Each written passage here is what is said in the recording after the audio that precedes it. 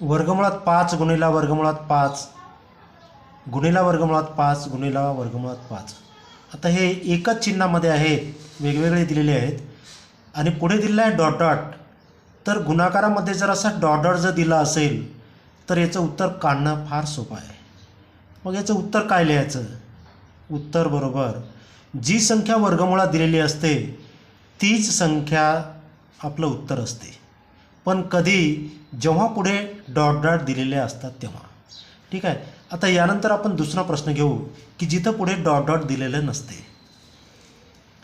वर्गमुळात 6 गुणिला वर्गमुळात 6 गुणिला वर्गमुळात 6 गुणिला वर्गमुळात 6 आणि पुढे आता डॉट डॉट दिलेलं नाही. तर अशा वेळेस हा प्रश्न कसा सोडवायचा? आता याचं उत्तर काढत असताना प्रथम काय करायचं, हे 6 जशा तशा अगोदर लिहून घ्यायचे.